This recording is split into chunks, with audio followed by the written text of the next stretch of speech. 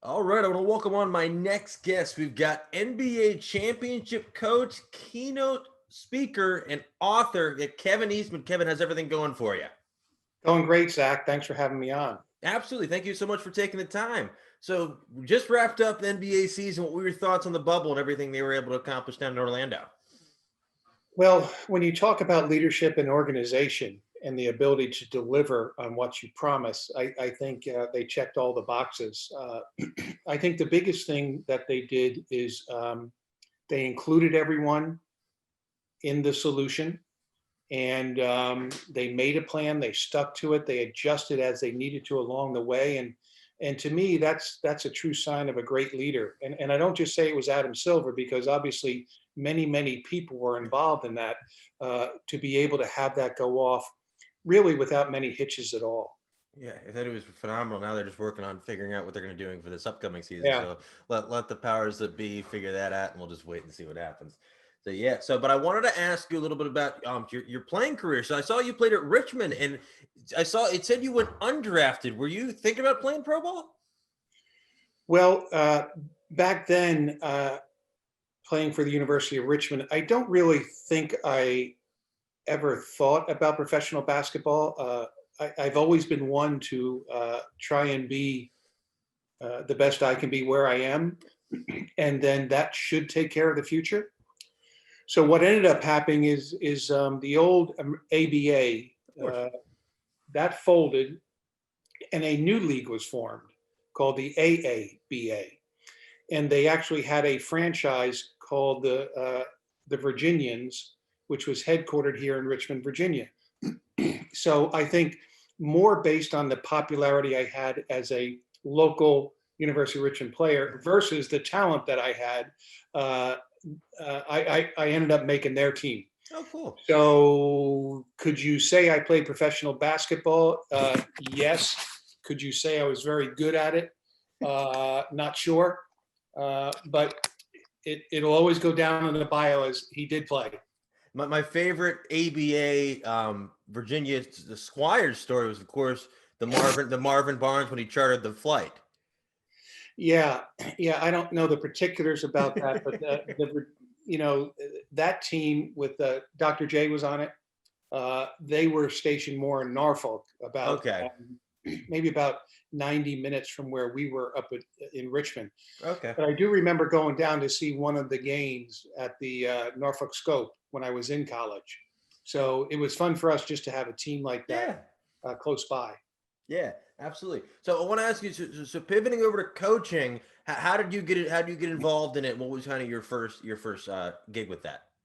Well, when I was a player, I think I probably played the game and thought the game more so than other players like a coach.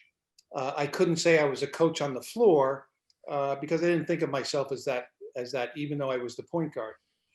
So for me, once the game told me, hey, this is it, you're not good enough to go any higher or go any longer, then you have to make a decision. And at that same time, a new coach was being named at the University of Richmond, where I went to school. So he asked if I'd like to be a graduate assistant. They had those positions back then.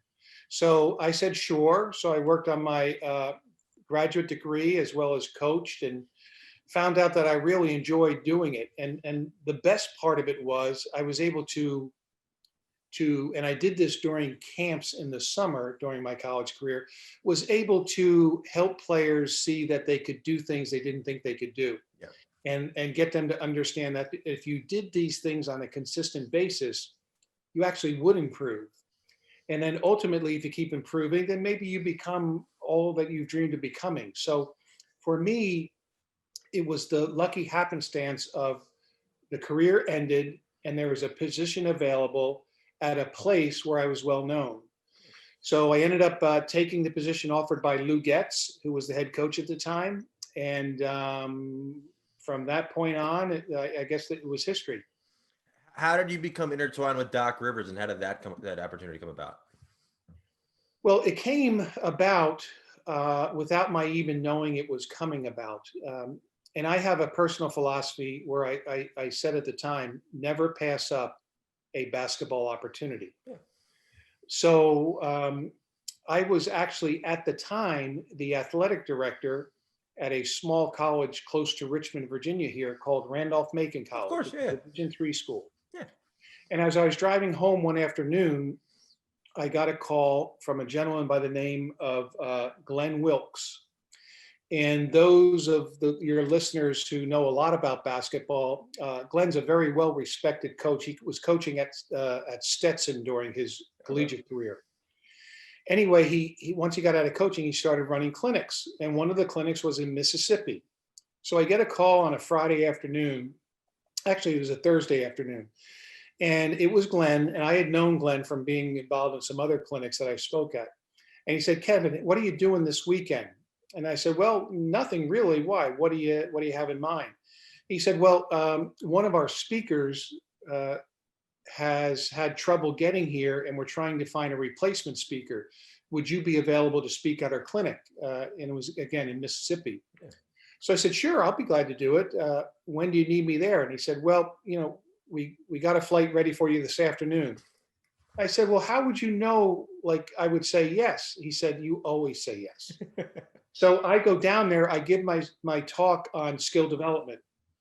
So in the crowd was a guy by the name of George Raveling, who was then one of the most powerful people in all of Nike basketball, and really all of basketball. And he was in the crowd because he was a very good friend of Glenn Wilkes. So after I got done speaking, I didn't even know George was in the crowd listening. George asked Glenn, "Hey, Kevin's really good at what he does. Can you see if he would work our All-American camp that Nike was putting on?" And the All-American camp was where the best players in the country and the best high school and the best college players came to drill and then play games in front of college coaches. And then the college players would play games in front of NBA scouts. So I said yes to that. Well, much longer story shorter, that led me to Nike hiring me full-time to be a consultant for them and do skill development for all the best players around the country and the AAU teams they played for. So one of the places I was sent was Orlando, Florida, and I worked out the Florida team. And on that team, again, unbeknownst to me, because I didn't know any of the players, all the Nike guys did, but I didn't. I just went in, did my thing, worked them out, sweated with them, pushed them, that sort of thing. So one of the players on the team went home to his father that night and said, "Man, Dad, we had an unbelievable guy working us out. He was sweating with us. He was in the drills with us. He was grabbing us, pushing us, holding us. He was able to teach things in such a simple way that we got it right away. And his drills were different than I've ever seen." So his dad said, "Oh, interesting. What's his name?" And the kid said, "Kevin Eastman." Well, the kid who was talking to his dad, the kid's name was Jeremiah Rivers. The dad's name was Doc Rivers. At the time, Doc was doing TV for the NBA and calling NBA games each Sunday. So he was also up for a couple of NBA jobs. So again, to speed dial this, he asks me to come in, interview at his house. I do that. He offers me the job on the spot. So had I not said yes while I was driving home that day from Randolph-Macon, I wouldn't be on this podcast. That's crazy. And then so fast forward, he gets the job. Was that kind of all, did it come together very quickly in Boston? Yeah.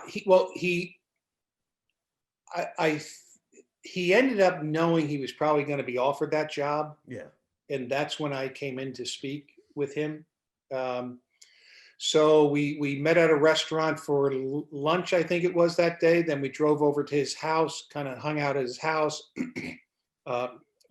His wife came in for a little while and just had an enjoyable time. I didn't think it was an interview as much as just a discussion about what he wanted to do.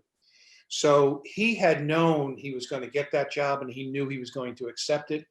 So he was trying to formulate his staff. So I came on. In the NBA, there are rules about the number of coaches you can have. From this standpoint, it's unlimited how many total you can have, but only 3 assistant coaches can be on what they call the front bench. Yeah. The bench that everybody sees with the players during games, right? And then you can have as many as you want on what they call the back bench. which is behind the bench. So I was one of the behind the bench guys my first 2 years, I think. And then the third year got promoted to the front bench. Oh, cool. So I have a question. So the 2008, the off season, did the Ray Allen trade, did it surprise you? Yeah, when you're an assistant coach up there, you're not privy to all that's going on Yeah. behind the scenes. Obviously, Doc and Danny Ainge were in communication all the time. And as people have come to find, it was a little earlier in Danny's career when I was with him. But as people have come to find over the years, he's not afraid to do anything or go after anything. Yeah. So when he made the kind of the draft day trade for Ray, that was the start of something that, okay, we just improved. Yeah. And then Ray snowballed into Kevin Garnett, where I think we gave Minnesota like 7,000 players. Yeah, right? it's a long list. If we'd have had 1 million players, we'd have given them to Minnesota. So, so we ended up getting Kevin, and that was the formation for us to be able to go after really important players that no one ever talks about, that are key to winning championships. Absolutely. So I have a question. So the trade for Garnett, I know initially he really wasn't really about it, but eventually he came to it. Was there a backup plan if Kevin had said, no, I want to stay in Minnesota, or would you have just gone forward with Paul and Ray and Rondo and Perkins and Al Jefferson? Well, again, not being privy to what all was going on, knowing Danny and knowing Doc, there was a backup plan, but the backup plan could have easily been, nope, we're going to stay put, and we'll get when the next trade period is, we'll get back actively involved again. So, but Danny is the one thing. It's constantly on his mind how to make this team better. Yeah. And he's not afraid to hear no. Therefore, that means he's not afraid to make the call to possibly hear yes. Some people are afraid to make the call and hear yes, right? A lot of people are afraid to hear no. Yeah. So Danny had no fear, because in his mind, why would I be afraid of trying to improve our team? It doesn't make any sense. Yeah. Yeah. And then so after they make the Garnett trade and they send half the roster to Minnesota, you obviously have some spots to fill on the bench. Is it true they were considering Reggie Miller? That I don't know the validity of that, so I couldn't speak to that. But here again, Danny's Danny. So a lot of the NBA is talent acquisition. Yeah. And then you figure it out once you have them all together, right?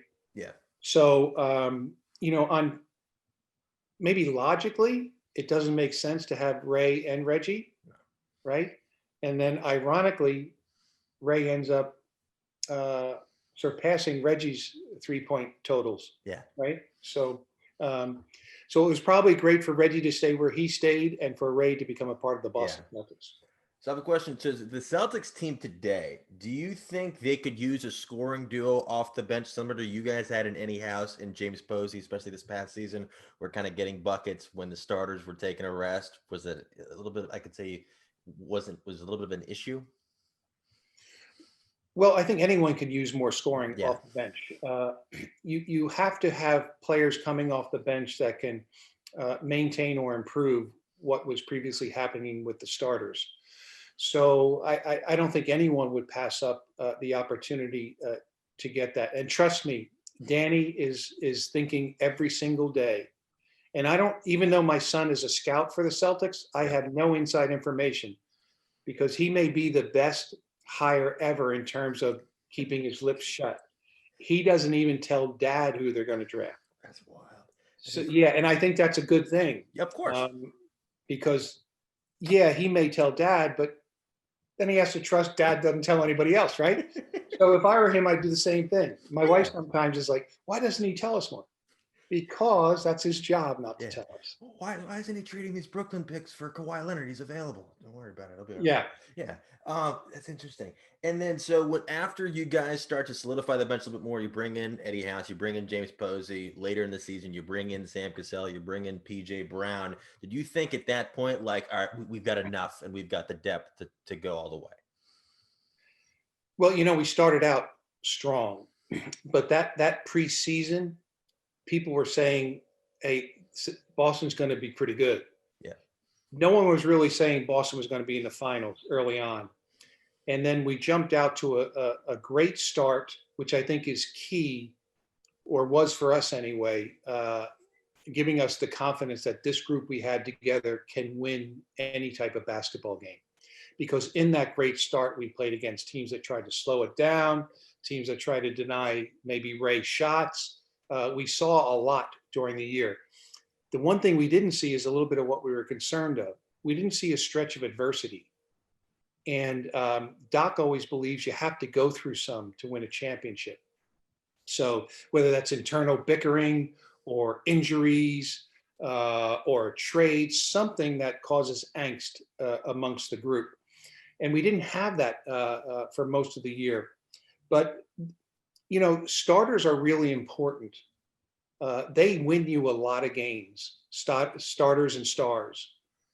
But your bench has they provide a unique contribution to you winning a championship, because the longer your bench can be during the playoffs, the more you might be able to rest your starters and get more out of them when they actually are in the game.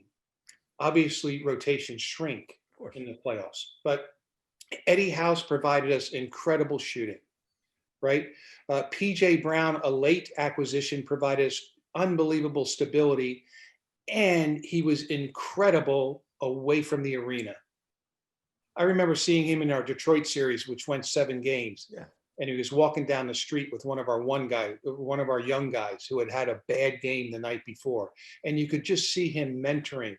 I was actually eating outside at a restaurant for lunch, and I happened to see PJ and this player. I won't name who it is, but they were walking down the street just talking back and forth. And I thought to myself, wow, that is leadership that no one will ever even see or know about. And then James Posey was crucial, because at the time, he was the only one that knew what a championship looked like. He was with the Heat, wasn't he? Yeah. So he was the only one who actually won a ring. And that included Doc and all of our coaches and every one of our players. So he had the ear of the players, and he also led the second unit. Yeah. I never thought about this ever until James came on board. You can have a captain of your team, but you can also have a captain or a leader of your second unit. Yeah. And James would always, before players are about to go in, not every game, but when he sensed he needed to do this, he might walk from his seat on the bench, knowing that maybe Glenn Davis was about to be put in the game, and talk to Baby for 2 minutes before he went in. That's leadership that people don't see, but leadership that you need to have in order to play at a championship level. What kind of growth did you see from Rondo from before the acquisitions of Allen and Garnett to basically being relegated to, all right, maybe you were one of the up and coming guys in this team now, but now it's more of a unit. Did you kind of see some growth from him, knowing that he could kind of carry this ship? Well, the one thing with Rondo, Rajon knows that he's good at certain things. Yeah. And he knew those things were really important to winning a championship. So what I think he saw with the acquisitions was, there are some players in the NBA who are pro players, but they're not professionals. Yeah. They play in the pros, but they're not professionals. Yeah. So what Rajon saw was what a professional truly does every single day. That could be something like a Paul Pierce on the treadmill on game day morning before shoot around. The coaches we're all trying to say, Paul, don't waste, don't kill your legs. But he needed that in his routine to be Paul Pierce that night. The everyday work ethic of Kevin Garnett, all the shooting drills and repetitions that Ray Allen got. The interesting thing you find out in the NBA is that the best shooters also take the most practice shots. Of course. They get the most repetitions of their shot. There's a reason why they're the best shooters. So I think what Rajon was able to see is that, okay, this is how you work. These are the habits that need to be there for a player to become their best, right? So I think he had great examples, and examples are tremendous ingredients for leadership, right? The best leaders are those that actually show you more than tell you. Yeah. So I have a question. So going into that first round series against Atlanta, you guys are heavy favorites. You win the first two at home. Were you surprised it was the team was struggling to pick up a road victory? Um, I don't know that surprise, because what you do learn in the NBA, even the bad players are good. Yeah. So on any given night, a team can beat you if you don't come with your normal effort, if you don't come with a teamness about you, especially in playoffs, and if you don't respect your opponent. And sometimes that happens. I'm not saying it happened with us, but sometimes that does happen when you're playing 82 games, or you're in the first round of the playoffs, let's say. So this gets back to what we were talking about earlier. That was really the first adversity we had seen where, if we don't correct this, then we're out. Yeah. Right. So Doc's big thing is we just have to be us more often than the other team is themselves. Right. So just be us. We don't have to play the super game or the super series. Just do what we do. You've all been given a role, which is your value to this team. And that's where we kind of differentiated. A role isn't just something you give somebody so they can't shoot. A role is something you give someone because that is the true value that they can bring to this team to be able to give us a chance to win a championship. So disappointed, yes. Surprised, no. Maybe the public was, but we knew. An NBA player can beat you. Like if you let a Kyle Korver get off, he can single-handedly help Atlanta beat you, right? And I can't even remember if Kyle was on Atlanta back then. Maybe I know they had was Josh. I don't maybe Yeah, Josh, Al Horford. Yeah. I think Bibby. They were pesky. Yeah. And then so then after Game 7, you go over that hump, go against Cleveland, and then yet again it's just home games, and then you go into Game 7 against LeBron. Was there any doubt? What were you saying to the guys before the game to get their confidence up? No, Doc's big thing on Game 7s is coaches rarely have anything to do with a Game 7. Interesting. Players win or lose Game 7s. Meaning, if you ain't ready to play in Game 7, then we shouldn't be here. To represent the NBA properly, we should let the other team win, because we're not coming with our best that night. We are not mentally into this game. We are not emotionally ready to go. So for us, I remember Doc talking about, hey, this is great. I'm going to try and help you guys as much as I can, but I played in this league. And I can tell you, Game 7s are all about the players. So I'll guide you and maybe make a few adjustments. But guys, when we win Game 7, you guys will have won it. Not me, not Kevin, not Tibbs, not Long. You guys will win it. Yeah, interesting. And then so fast forward to the East Finals. You take Detroit in 6th, and then you're matched up, of course, against the Los Angeles Lakers, the most storied rivalry in NBA history. What were the guys thinking before that series tipped off? Do you think they were more ready then for that series than at the start of the playoffs? Yeah, I think each step you take, you know how much more difficult it will be. And it gets to something that I always talk about, whether it be in my corporate speaking or when I speak to sports teams. I always talk about the concept of the Lakers practice 2.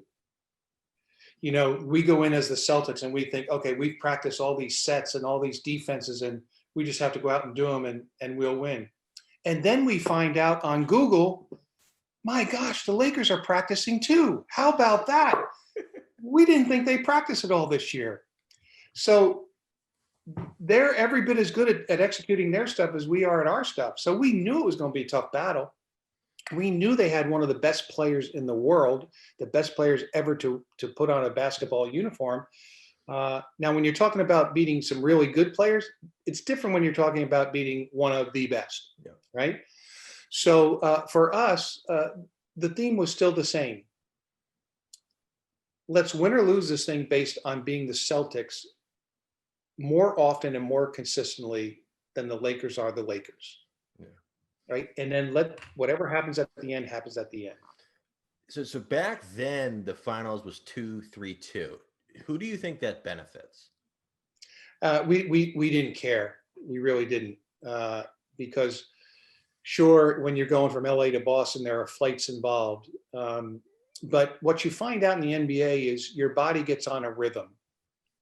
You know, now that I have left the NBA and I'm actually sleeping 6 hours a night, some people think that that's all.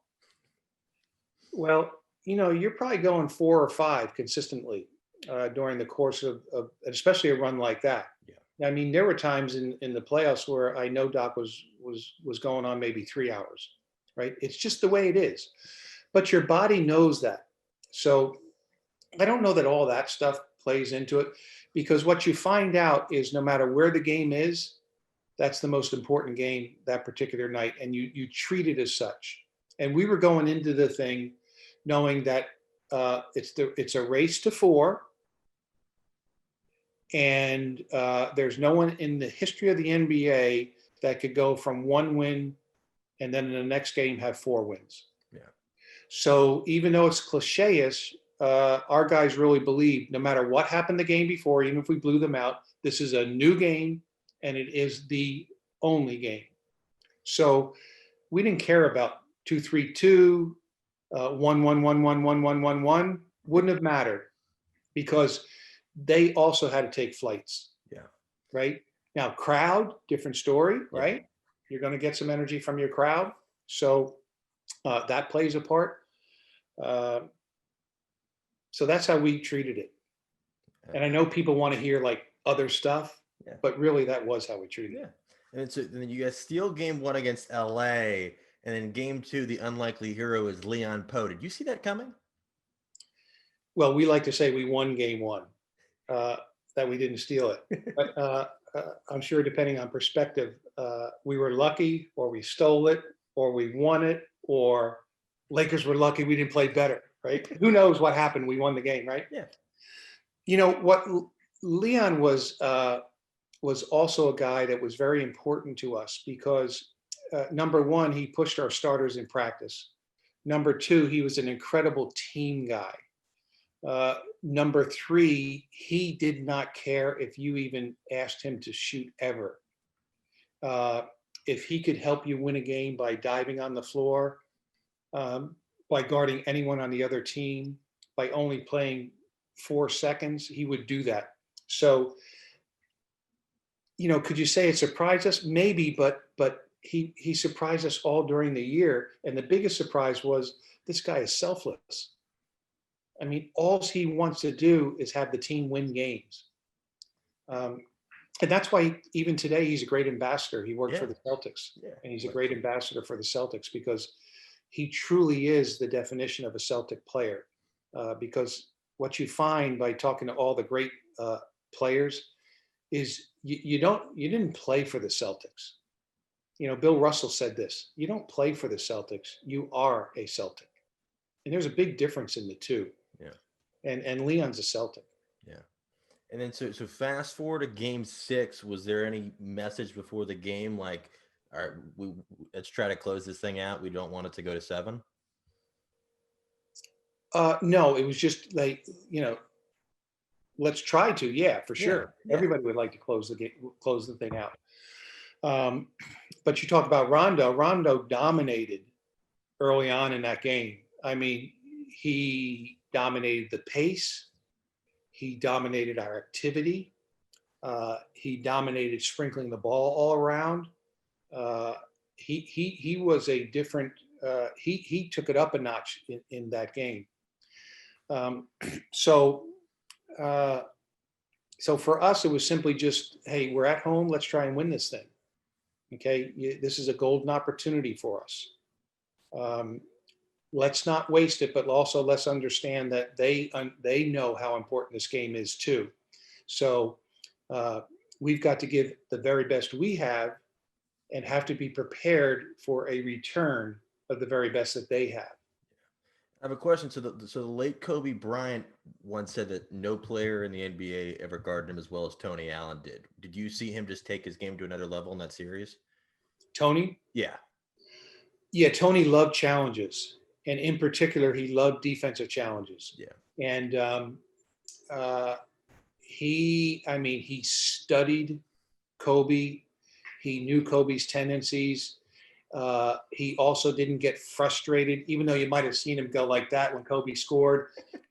But inside him, he knew the next possession defensively. He had to bend his knees, get down, and make it as tough again on Kobe as he could. And he consistently did that for us. So I can see, because Tony's a pest. If he has a chance to push you when the referee's not looking, you might be pushed, right? If someone screens him, he's going to fight through that screen. He's not going to melt or give up on that screen. He is going to do everything that you hope as an offensive player he doesn't do. He was relentless, and that's what you need. To guard somebody like that, you need resolve, resilience, and a relentlessness. No matter if he comes down and shoots 3 straight 33-foot jumpers in your face, the 4th time you have to come down, get in your stance, and make it as hard as you can in that possession. Tony did that. And then so fast forward to the end of the game, it's not even close. Lopsided win, the series is over. What was your mindset knowing like we just won the title? Yeah, well, some of the thoughts were, I can't believe a kid from Haddonfield, New Jersey is on this bench, about ready to, I think, win a world championship.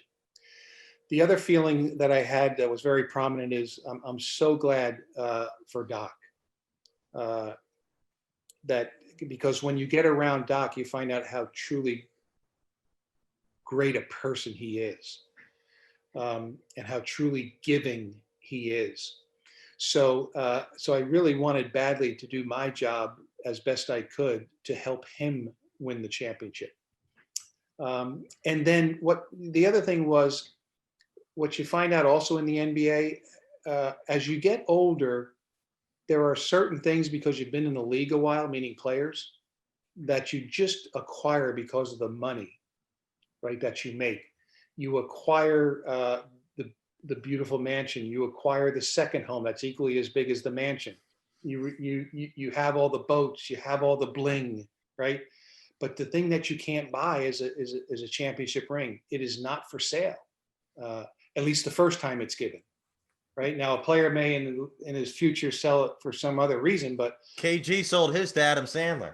So yeah, exactly. Yeah. So, and then the other thing, both my father and Doc's father passed away that season, and I remember whispering to Doc as we were walking over to shake the opponent's hands. He probably doesn't even remember it. I said, Doc, this is amazing. Both our dads are probably looking down, smiling right now. Yeah. So. That's awesome. That's really cool. And then so I want to fast forward to 2010, Game 6 of the finals. Perkins gets hurt. The reports coming out were that it was a knee sprain. Did you guys know his season was over?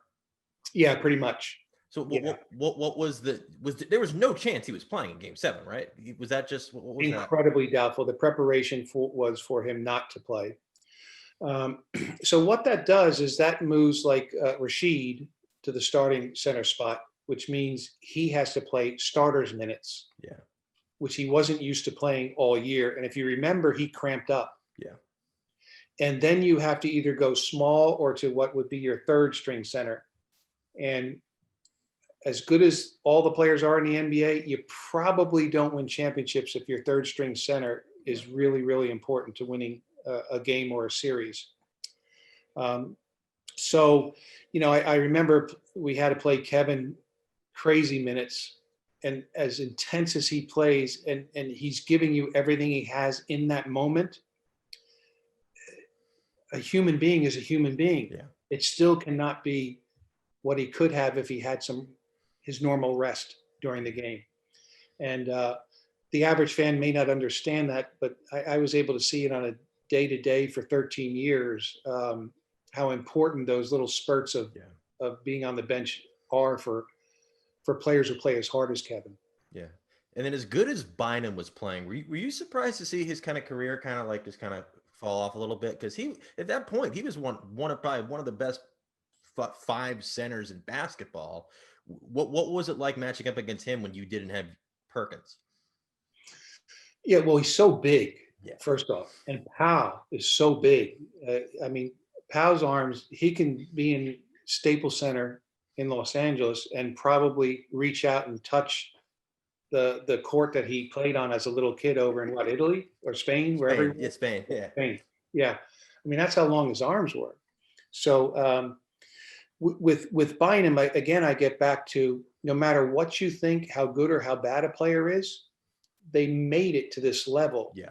They can produce, right? They have the ability within themselves to produce on any given night or given nights. Because I wasn't there with him on a daily basis, I can't speak to why his career, he had some injuries for sure. But I never speak on why people don't get to where everyone thinks they should if I haven't been with them each and every day, or consistently been around them, maybe in the off seasons to see work ethic and that sort of thing. So I don't really know. Interesting. And I have a question. I think a lot of Celtics fans will say that you got to put an asterisk on that game 7 because Perkins didn't play. What do you think that game would have been like had he been healthy? Well, hang on. Let me get my phone and look up the 2010 NBA Finals. Google says Lakers won, and I can turn my phone no asterisks. Lakers beat us, right? No matter what Boston people say or like, there's no asterisk on this. It's a mental, at least for me, it's a mental asterisk. Like, I mean, part of pro sports is injuries. Yeah. Right. And that's why when we were talking earlier about your bench. Yeah. Okay. So, the lesson there could have been, did we condition all of our bench as much as we should have? Maybe it was our fault. Yeah. Right. So, or should we have worked the third string center in more game situations during the course of the season? Right. If we had done that, probably it would have been the first team ever in the history of the NBA to do that. Yeah. But I mean, you always think back, what could we have done? But I don't think the Lakers should see it as an asterisk. Doc may think differently. Perk may think differently. Do we think we could have won with Perk? Yeah, no question. Yeah. No question. Yeah. And then I have a question. So, do you think the Celtics fans have been unfair to Ray Allen for deciding to go to Miami? Do you think they should just make it water under the bridge and just celebrate him for what he did do for the city? Well, I can't speak to what they should or shouldn't do. But free agency is actually free agency. Yeah. You get the opportunity to choose. But what comes with that is, every choice we make, whether it's in free agency on an NBA team or in life, you have the freedom of choice. You don't have the freedom of the consequences, right? Even if a college player does something stupid at a party on campus, he had the choice to do that stupid thing, but he does not control the consequences, nor does she if she's on the women's team, right? Yeah. So the consequences are going to happen, and they happen differently in different choices. So, I'm always one who wishes everybody just treated everyone really well and really respectfully and were nice to people. So, I'm sure it's hurt Ray. Yeah. I haven't ever talked to Ray about it specifically, but he's a human being. Yeah. I have a question. When the trade to the Clippers, did that surprise you for when Doc and you and the coaching staff went to LA? Yeah. I didn't even think of it at the time as a trade. And Doc will probably tell you, man, if they're trading for me, the Clippers ain't going to win this trade. Because that's how Doc is, right? But also underneath, he knows he's good. Yeah. Right. So, no, I don't think it surprised me, but I also can tell you that I really didn't think about it because my wife, Wendy, would tell you if you asked her, what's the one thing that, well, one among many things that bug you about your husband, Kevin? One of them is he can just move on to the next thing. Like it bugs her to death. Like, why can't you be mad for a day? Like, why can't you carry some ill will on people for at least maybe 7 days and 12 hours? I just don't. It's my nature not to. So I just went on to the next thing. And there was a period where we didn't know he wasn't going to come back to Boston, but was the thing going to go through? Yeah. So we were trying to figure out, do we keep, because we keep our permanent home in Virginia. We had an apartment up in downtown Boston. Yeah. Keep our apartment? Do we re-sign for another year? You know, these are things that people don't even think about. And then we're going to LA, the price of living out there, you know, all that stuff goes through your head. But I wasn't really thinking, I thought the whole time it would work out. Yeah. So, but probably Wendy was more worried than I was. Pretty sure I was on my way to to a college visit when I heard the news come on the radio, and I'm like, what? But I was like, all right, well, I don't know how they got a first round pick out of it, but Danny's gonna do what Danny can do. So to that Clippers team, had you worked with the player as talented at that stage in his career as Blake Griffin? Not that offensively talented and athletically gifted. Yeah. You know, Rondo had some incredible talent to his game. But everyone thinks offense talent is shooting only, or they put that at a premium. So no, I mean, he was so gifted, but so was DJ in terms of athletic ability. I mean, Kevin Garnett is a freak of nature athletically in his ability, not so much to jump real high, but his ability to laterally slide and keep a much smaller, quicker person in front of him. So you try and use that ability in your system. DJ, when he sprints the floor, no one in the NBA could keep up with him. Now, when he ran the floor, a number of centers could keep up with him. So the difference was the next level, right? To sprint versus just run fast. So both of them were so gifted. And Chris Paul, boy, the skill level he has is off the charts.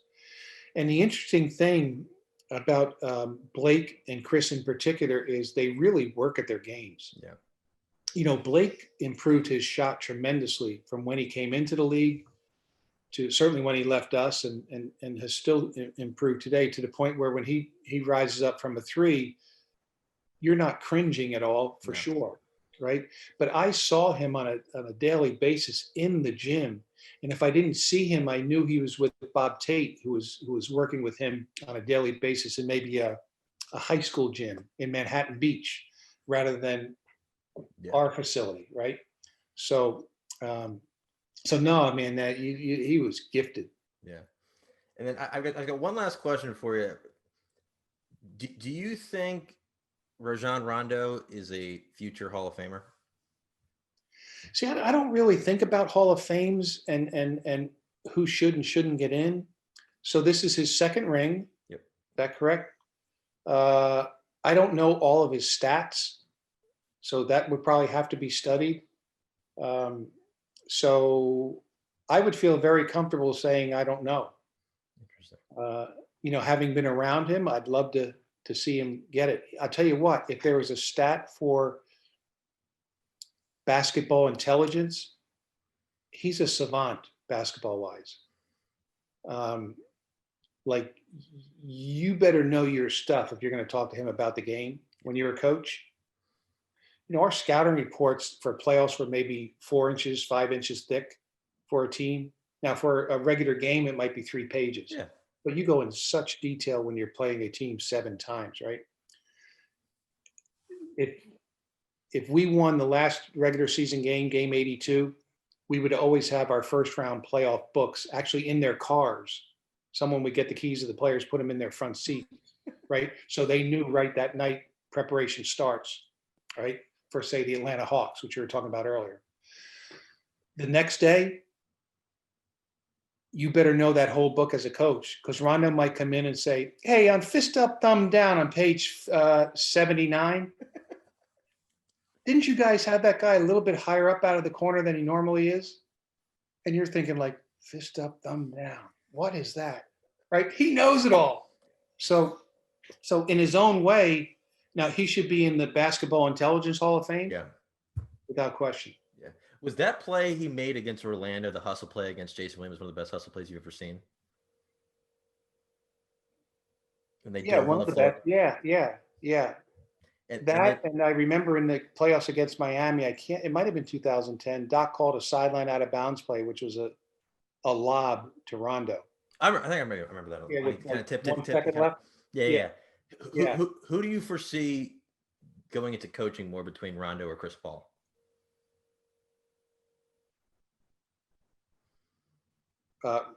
Rondo.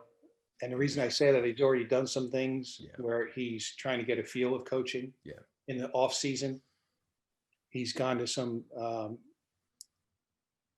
gatherings where the NBA is trying to help foster guys who want to become coaches, players who want to become coaches, actually do some coaching.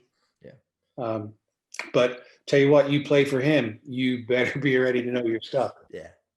Well, that's really all the questions I really had for you. How can people keep up with you on social media? I know you do a lot of speaking. How can people get in touch with you just for future endeavors? But I really do appreciate you taking the time to chat for a few minutes today. Yeah, well, probably the best thing is our website, kevineastman.net. And that can take you to the corporate speaking. It can take you to the sports team speaking.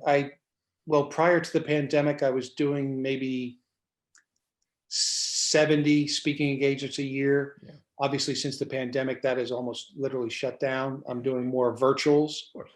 And then many people ask about the book that I've written that basically talks about many of the things we're talking about here today, like how do you become your best? Yeah. And the book is called Why the Best Are the Best. And that can obviously be ordered by an individual or a team through our website. All right, cool. I'll put a link to that and I can people easy access. Cool. A lot of organizations and corporate companies are ordering the book for their team.